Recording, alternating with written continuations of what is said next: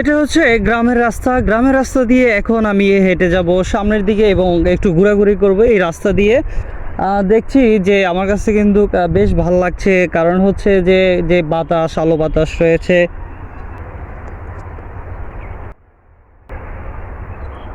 কি সুন্দর লাগছে আলো বাতাস এবং গ্রামের যে পরিবেশটি।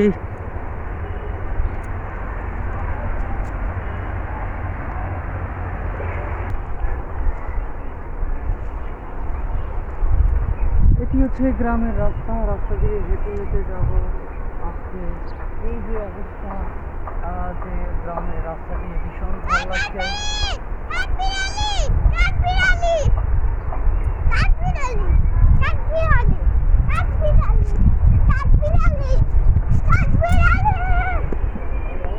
এখন আমি যেখানে বসে আছি এটি হচ্ছে গ্রামের রাস্তা। তো রাস্তা দিয়ে হেঁটে যাওয়ার সময় একটি জিনিস দেখলাম যে এখানে ফসলের মাঠ এবং ক্ষেত রয়েছে, আমরা যেভাবে বলে থাকি।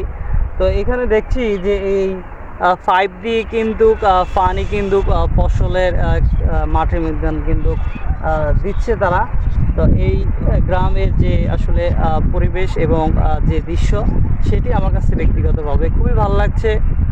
আপনারা অনেকেই বিদেশ এবং দেশের বাইরে থাকেন, বিভিন্ন জায়গা থাকেন, শহর অঞ্চলে থাকেন, তো তারা কিন্তু এই গ্রামে যে আলো বাতাস এবং এটি কিন্তু এই যে গ্রামের যে ফসলের মাঠে খেতে এবং পানি দেওয়া, এই পাইপ দিয়ে কিন্তু পানি যায়। তো আমরা ছোটোবেলায় দেখতাম যে পাইপের যে পাইপটি দিত, সেই পাইপের কিন্তু কিছু জায়গায় এরকম ছিদ্র থাকতো, তো ছিদ্র দিয়ে পানি বের হতো ঝর্ণার মতন, বেশ ভালো লাগতো। এখন সেটি দেখেছি। এই যে বিশাল পাইপ রয়েছে, বড় পাইপ, এই পাইপ দিয়ে কিন্তু পানি কিন্তু মাঠের মধ্যে কিন্তু যায়। তো এই পাইপ কিন্তু এই লম্বা পাইপ কিন্তু এইটি কিন্তু রাস্তার একবারে বরাবর দিয়ে রেখেছে। এই পাইপ কিন্তু রাস্তার উপর দিয়ে কিন্তু দিয়েছে। তো এই রাস্তার উপর দিয়ে কিন্তু এইভাবে গ্রামের মধ্যে ফসলের মাঠে ক্ষেতের মধ্যে দিয়ে থাকে। পানিটি কিভাবে বের হচ্ছে, এই যে পাইপ রয়েছে, এই পাইপের এই দিক দিয়ে কিন্তু পানি বের হয়ে কিন্তু গাছের মধ্যে পড়ছে। এটি কিন্তু একটি লম্বা পাইপ।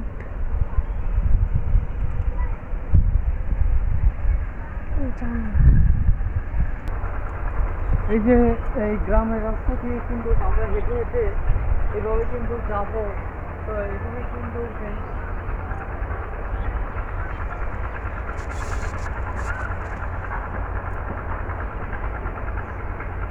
এই গ্রামের যে রাস্তা রয়েছে, গ্রামের রাস্তা দিয়ে হেঁটে হেঁটে কিন্তু সামনের দিকে যাব এবং দেখব এই গ্রামের রাস্তা।